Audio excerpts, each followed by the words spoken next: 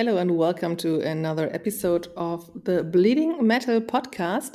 My name is Pia, my pronouns are she, her, and I am here with... Hello everyone, I'm Kiki, my pronouns are she, her, and I am your other co-host of the Bleeding Metal podcast. Welcome in. Today we want to talk about a topic that is part of thousands of songs in heavy metal, but I had the idea because of an incident that happened at a We Came as Romans show. We want to talk about violence, and not only violence in the lyrics, but also violence that metal fans might face in their lives at concerts and stuff like that. Yeah, let's talk about the whole incident of October 22nd during the We Came as Romans tour in 2023. By the way, we have another time warp situation here because we are recording on Tuesday, November 14th. You will be listening to this in the future. Greetings from the past. Hi, this is Pia and Kiki from the past, and we are analyzing what happened in our past already. Just as a disclaimer, we don't do news. Don't come at us. Don't come to us for the news. Come to us for the analysis and philosophical discussions of everything that happens around the metal scene. So there was a very violent incident at one of the We Came as Romans shows on October 22nd, 2023. That's what sparked the conversation that we are about to have. Maybe I just read out the statement that We Came as Romans posted on their Instagram channel. They said, our show in Providence last night had to be cancelled. During Body Snatcher's set, multiple attendees were wrongfully and aggressively dragged out of the venue. Some of our touring crew went outside to de-escalate the situation with security, as we had approved moshing and crowd surfing with the venue and security teams earlier that day. The security team did not respond well, and the situation escalated further, even to the point of spitting in our crew's faces. Spitting on gear, threatening physical violence, and someone having to be physically restrained. Out of an abundance of caution for the protection of all of the fans, our own touring party, all 4 bands and crew, and the venue staff, all parties agreed that the best move was to cancel the show. And they go on with apologizing and how you can get your money back. Right. So that was a very summarized version of the events, but I do think that it is a very professional statement. It is not done in the heat of the moment. I think it's very thought through and objectively retelling what drove the decision, apologetic to the fans that were affected by the semi-cancellation of the show, and stating the reasons to make this decision. And that makes it almost too detached. I just watched 2 videos by Tank the Tech, who is a tour manager, a YouTuber, also a Twitch streamer. He discusses a lot of the music business and what happens behind the scenes. But in these 2 videos, Tank reads the same statement from We Came as Romans and also statements from the band's crew and from fans. And it seems like the degree of violence exerted by the security staff is not really coming through in that statement. Like, people speak of one of the concert goers being dragged out by the hair and neck, then his head being smashed onto the pavement several times. The security staff actually was not only being physically violent towards the concert goers, which had started with them lighting flashlights into people's eyes because they were moshing, and then making a lot of violent threats and asking them to, and this is the funniest thing, telling them to meet them outside to fight them. Okay. Oh my God, you're a fucking security guard. You're not supposed to want to fight the people. You are supposed to protect them from fighting each other. Yes. Or from being a threat to other people in the same venue where you're working. You're not supposed to make them, quote unquote, behave by threatening them with beating them up. What the fuck? If you have a job like this, also if you're a soldier or working at a police office or stuff like that, you should not work there if you hate people. That's not good. Yeah, you should not work there if you want to exert violence. You want to avoid violence. Yes. Violence is the last fucking resort. Yes, exactly. The whole thing seems to have escalated really terribly. In a second video, Tank goes on to analyze a statement from the venue, kind of defending their security staff, saying that they have had many metal concerts in the past, that the people are trained to do that, and that it was only one person who had to be dragged out. And well, it's just not really adding up. Maybe some of the other bands and crew members weren't the most professional either. They are really cool videos. I'm gonna link them in the description. Watch them if you want to know all of the details about the situation. The thing is, just violence is indefensible. You cannot justify violence of that type. Yes, and I also already thought that they did not just drag someone out and said, well, you're not allowed to get in. That happens. That happens at parties. That happens at concerts. And that's why there is security there. That's their job. Yeah. So that's not a reason for the bands to say we cancel this show. It's quite clear that something more happened, what you were describing there. And before we go onwards, I want to say something a little more general about concerts that I have seen a lot in recent years. I might have mentioned this before, but Matt Heafy from Trivium, for example, is very good at having an eye on the crowd and stopping the show to make sure that people are okay. He can see if someone fell in the pit and is hurt, if someone is about to pass out of dehydration, I don't know. And the fans of Trivium have adopted, I guess, this behavior of telling him when something is going on. And honestly, that is heroic behavior, but I want to say that should not be the responsibility of the people on stage. The performers, the musicians on stage, their job, what they do best is that, perform, play music. And that is where a lot of their focus is going. That is what we as an audience want them to do best. So it really sucks that things in audiences, in venues with security escalate to the point that bands actually have to make their job. have to take on this extra task of actually taking care of the fans, making sure nothing happens to them, because apparently we cannot take care of each other. And security will not always have our best interest at heart. We will not always be their top priority, because apparently some don't know how to handle mosh pits. Apparently some don't know how to handle crowd surfers and how to put them safely back on the ground. And that sucks, because as lovely as it is, the artists on the stage should not be our babysitters. Yes. What I think is a good thing that artists can do, the German band Heaven Shall Burn, their vocalist Markus Bischoff, he always tells the people to look after each other, to make sure that nobody is really hurt in a mosh pit or something like that. That's something where I say, yeah, you have the microphone, everybody's listening to you. Of course, you can do that. Bands say more stupid stuff on stage all the time. And a lot of people do that, ask the moshers to take care of each other and stuff like that. But also, that is mosh pit culture.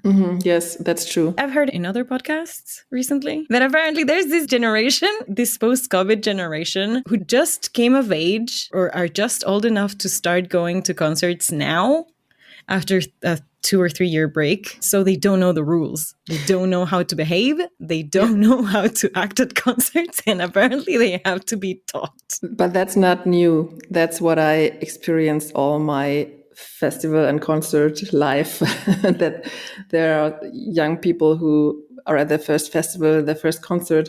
And if you see a mosh pit from outside, it might look very violent, and they go in there and start punching. And it doesn't take a lot of time until someone pulls them out and says, that's not what you do in here. You're having fun in here. You take care of other people.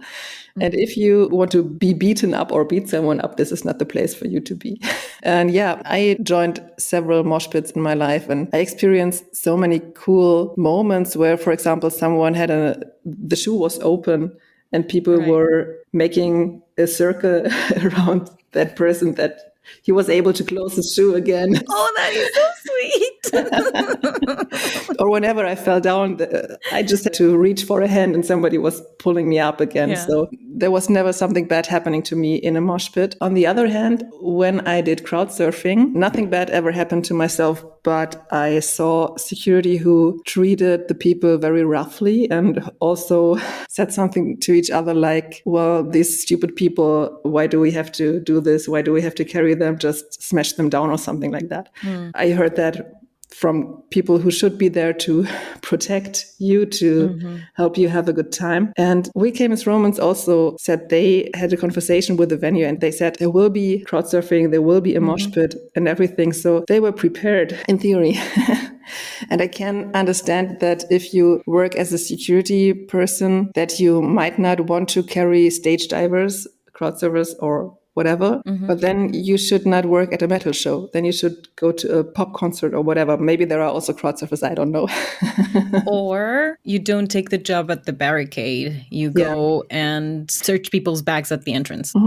Or don't take the shift that night and, as you say, work another gig.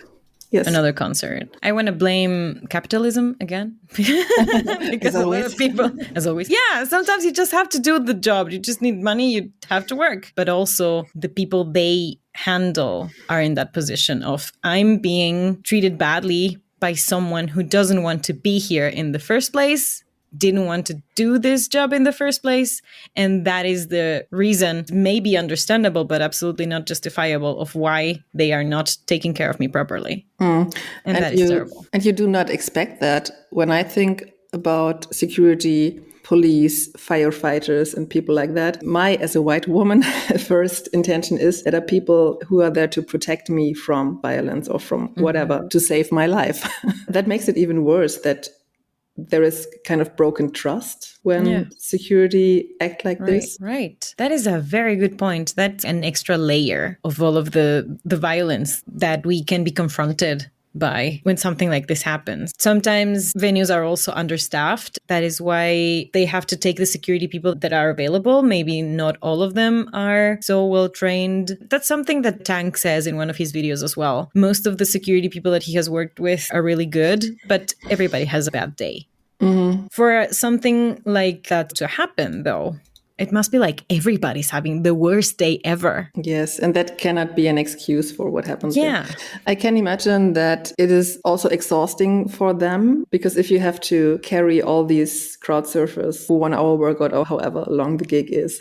So maybe also the venue has to make sure there are enough people, there is enough stuff that they can rotate, and also that they know what's going to happen. The band told the venue, well, there are going to be a lot of stage divers and stuff like that. That should be made clear. Yes, and that is a part of the preparation for every concert.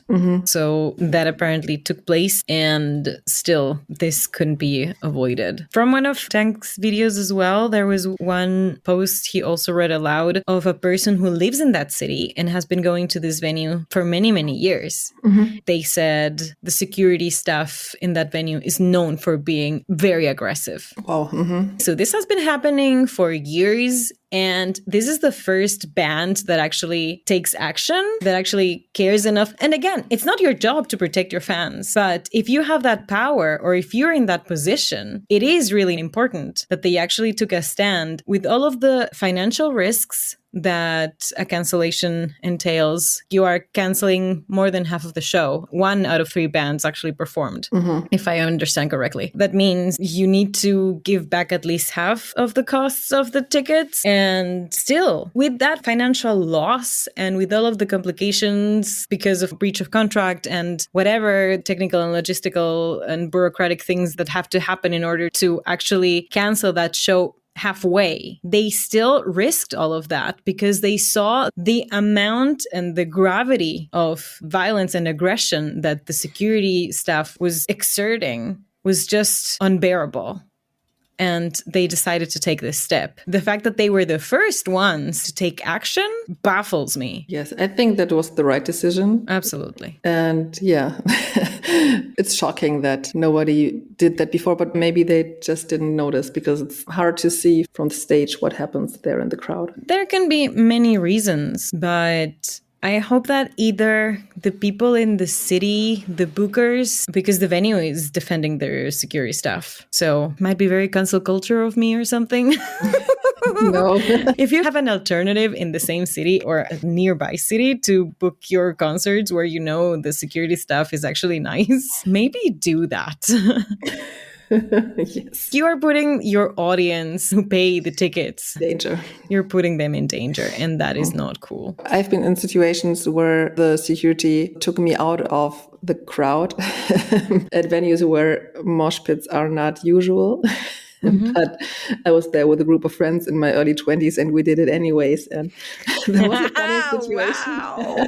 We had a funny situation in a really small club here in my hometown. It was a rock bar and there was a very cool song coming up and we just decided to start the mosh pit. And it didn't take 5 seconds. There were security guys who pulled us out, but gently pulled us out. I haven't seen them before. They were invisible before. They were just there out of a sudden and pulled us out of the crowd and said, "You're not allowed to do this here. And this is how you should do that." Gently pull people out of the crowd and tell them, "Nope." And before that, be sneaky.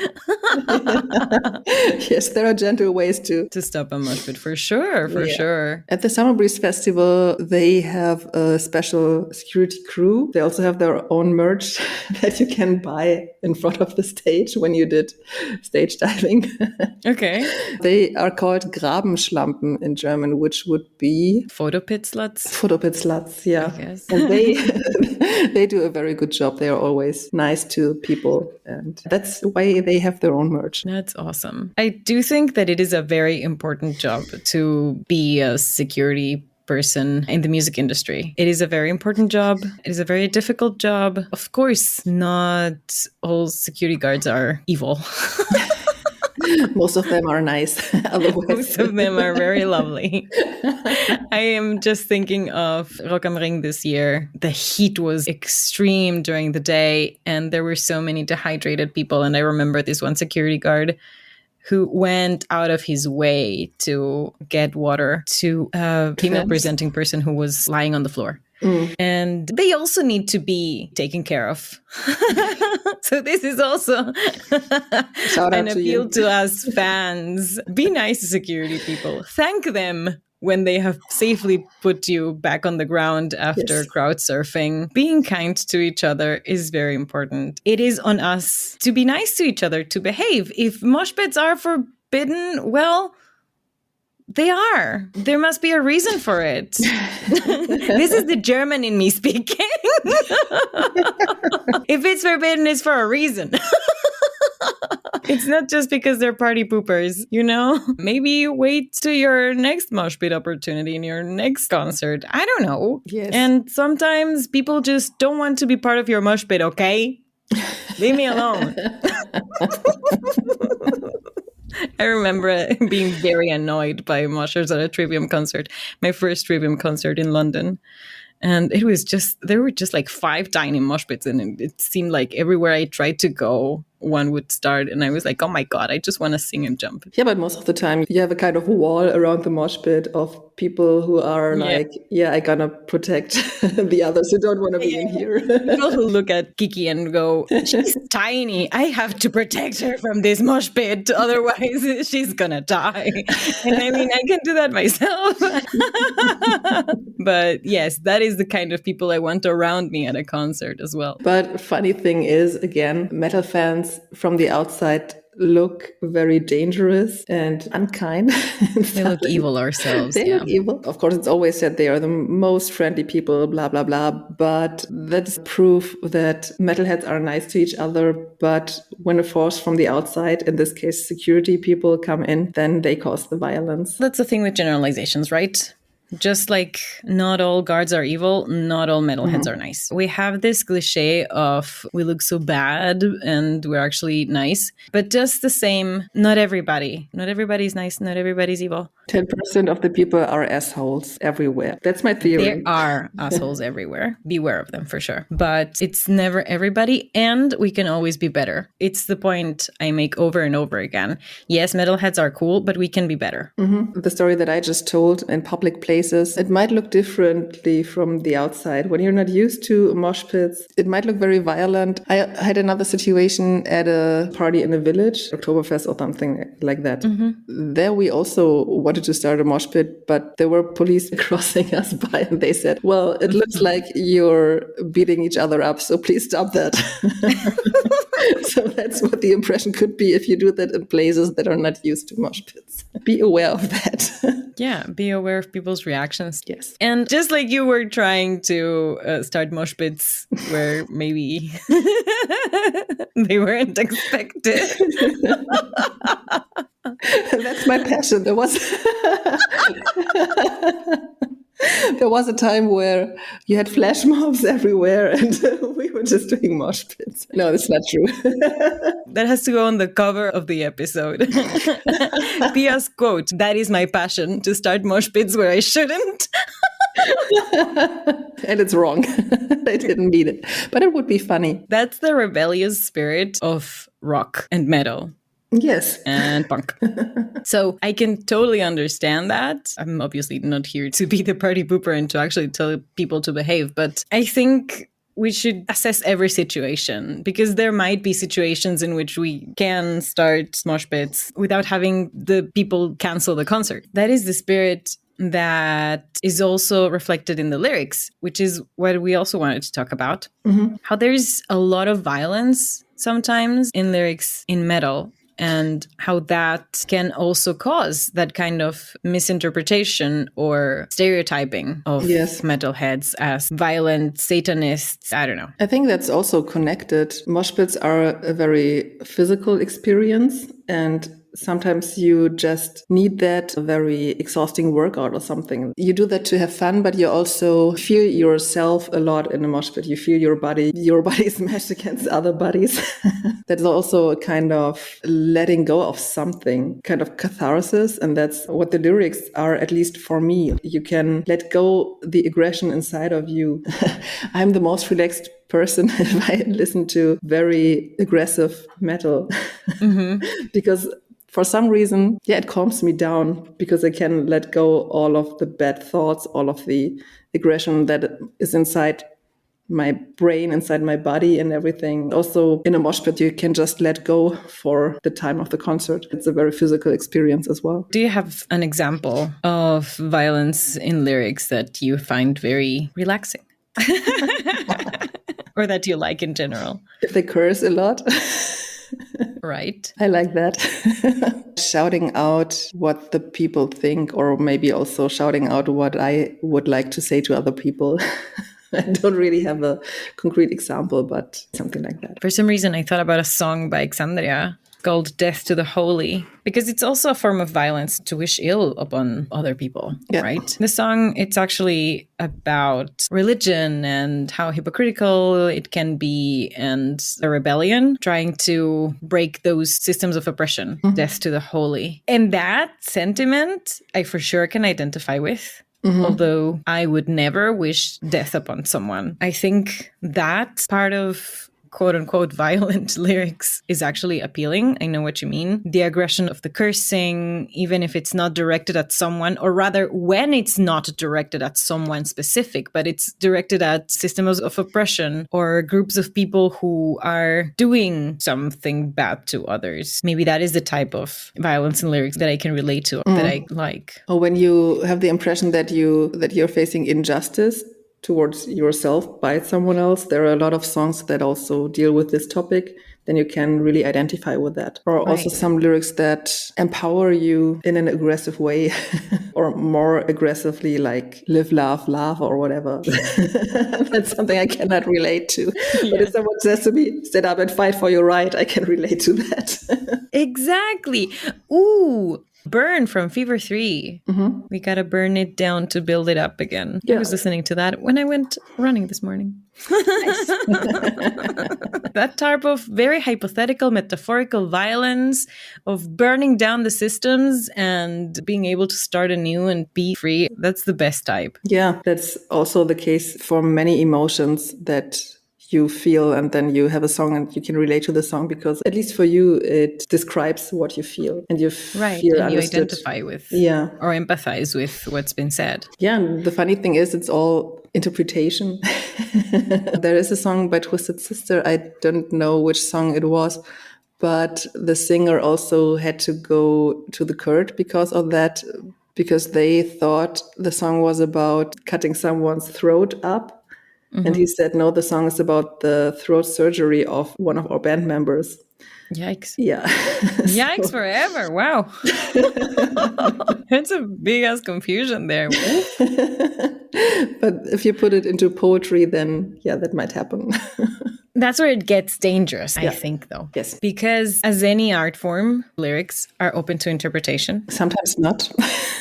Sometimes not so much, but a lot of the bands and or songwriters that I follow, that we have interviewed, say they don't want to tell us what they actually meant. Yes. Because it is for us to see ourselves reflected into these lyrics and see what part of those rings true, what we can connect to, etc. But in the end, both the person behind the art and the person receiving the art are humans, and we can be targets of violence or we can be the perpetrators of violence. And as we know, there is a lot of violence going around in the world, and I don't think it is more in metal than in other music subcultures, but that's where we have to be careful. I don't know. I'm thinking of the cases that we have talked about in the past. On our episode about separating the art from the artist, we talked about the Asylum dying member hiring an assassin to kill his wife. We have talked before about, and I hate that I'm gonna say it by name, the Rammstein singer and his years and years of perpetrating sexual violence upon female fans of theirs. We see that not only in music business, the Me Too movement actually came from the film industry. We start to see how both those worlds collide, right? Reality and the philosophical, metaphorical art world that is out there for us to connect with, but actually can come from reality. Another artist that comes to mind who is not at all a perpetrator, but a reteller of these stories is Skinned. I absolutely love the music, but I am aware of the fact that every Skinned song talks about a serial killer and retells those stories. And the thing about true crime is that violence can become idolized and glorified and inspire others to do the same. And the last thing we need is more perpetrators to be inspired and bring more violence into this world. Yeah, or even worse, if someone interprets your words as something else. So there are also examples where people are 100% sure that the song, the artist, whatever, told them to kill someone. Of course, it's not good if you hear a song about a serial killer and you think, well, I want to do that too. That's not good at all. But for the artist, it must be even worse if the lyrics are interpreted in such a wrong way that people go out there and think, he's telling me or she's telling me or they are telling me to kill someone. And even worse, use that as an excuse. That's the dark side of it. That is honestly the problem that I have with satire. And that may be a personal thing. I like to trust people and believe what they tell me, which might make me a little naive, but language is how I communicate. And so I want to believe what you tell me. So sometimes I'm not very good with sarcasm. That is what makes it sometimes difficult for me to differentiate and why I sometimes think disclaimers are important. If you're going to do satire, I'm all for it, but maybe tell me. / irony. Holding a sign. This is the sarcasm sign. We are about to do satire. Please don't take it seriously. Okay, here's my performance. I don't know. Yeah, that's what I also wanted to ask you in this episode. There is a very well-known example in the metal scene called Cannibal Corpse. They are known for very explicit lyrics. There is no room for interpretation. But of course, they don't mean that you should go out there with a hammer and smash people's faces and stuff like that. How do you see that? Do you like Cannibal Corpse? Do you listen to them? What do you think about their lyrics? I have honestly never paid attention because it's not my cup of tea. I don't know, just from the name, I think I'm pretty safe to assume that they don't want us to be cannibals. There is a lot of violence in their lyrics, but they're vegans. No. Wouldn't that be great? I don't know, to be honest. I wouldn't be surprised. But they're told to be very nice people, and the lyrics are so over the top for me that I'm beyond having a problem with that. For me, it's so clear that they don't mean what they say. They just say stupid things. Maybe they just found a diary of some of their band members and they have written these lyrics in their puberty. That's what it sounds like, because it's so exaggerated that you just know they don't mean it. And you should not go out there and follow their example. Right. That's also the case with a lot of other bands that have a lot of violence in their lyrics so explicitly, even though there is no room for interpretation. The exaggeration is so extreme that it automatically has the disclaimer without having a real disclaimer for me. Maybe that's just your intuition of reading their disclaimer. When I watch splatter movies, I don't like horror movies, but splatter movies are so extreme, so over the top that I think it's funny. Yeah. I've heard that. That's a good analogy. It's more the gore that makes it easier for you to digest. I get it. I didn't used to watch a lot of horror, and I have been watching horror movies just for maybe 2 years now, regularly, so that I actually get into them because I would like to get into them. And I think the scariest movies for me are the ones that have such a solid story or such a solid lore that it makes you think it could actually be true. Yeah. And so that gives me nightmares. So I get what you mean. When it's only gore, I couldn't do it because I would puke. I feel it. It's very physical. It's a terrible reaction for me. So I don't really like that. But yeah, it's different if you just see blood and gore and not a lot of a story telling you to be afraid. It's a different thing. People are often surprised when I tell them that I don't have a problem with splatter or explicit violence of that kind in movies. Maybe also because I don't like psychological violence in movies. That's something that I really don't want to watch. When you have this tension all the time, that's something I really don't like. Then I totally prefer the splatter movie where several people are just killed with a chainsaw or whatever. Oh my, no. Wow. That actually connects to my next thought, the performance. It's not always only about the violence in the lyrics of the bands. It's also about the performance and everything around them. I'm thinking of Watain and other bands that used animal blood on stage as part of their theatrics and their performance, or the mythical stories of the church burnings in Scandinavia. That is also violence. Yeah. It might be a little more symbolic in terms of, I mean, I'm not sure, correct me if I'm wrong, because I still have to watch those documentaries, but if no one gets killed, but a church gets burnt down, to me, that still counts as violence. Also, if you destroy a car, it's violence. People's property, that's a different kind of violence. But everything that surrounds the music, the performance, has an impact not only on your audience, but also on the brand, on the image that you are projecting outwards, the kind of people that you want to attract, the kind of people that you want to be your fans. That's the thing. It is a whole construct, a whole concept. And when violence is involved, it can be very off-putting as well. Yeah, as I said earlier, for some people like me, it's a kind of catharsis, and it can be something else for others, something that is not good for themselves or people around them. I think that sums it up. Yeah, I think it's important to, if necessary, keep the violence away from people. Of course. if you feel the need to exert violence, how about you go to therapy first?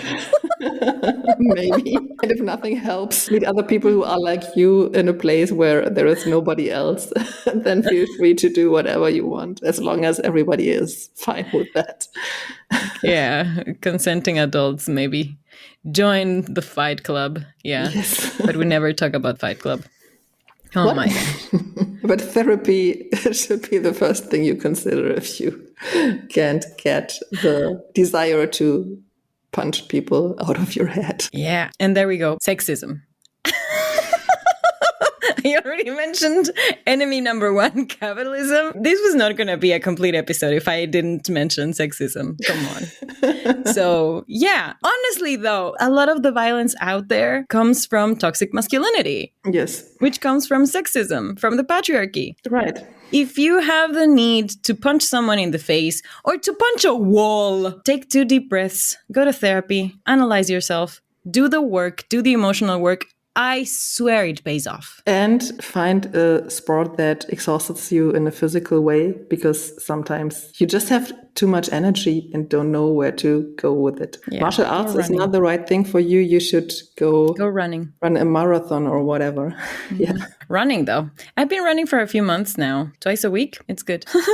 Let's say goodbye for now. Thank you so much, everyone, for listening so far. You can follow the Bleeding Metal podcast on Spotify and subscribe on Apple Podcasts or your favorite app. You can also find us on Instagram at Bleeding Metal Pod. You can also follow me at Kiki GGE87. And you can find me at power_Pia. We will see you next time. Bye-bye.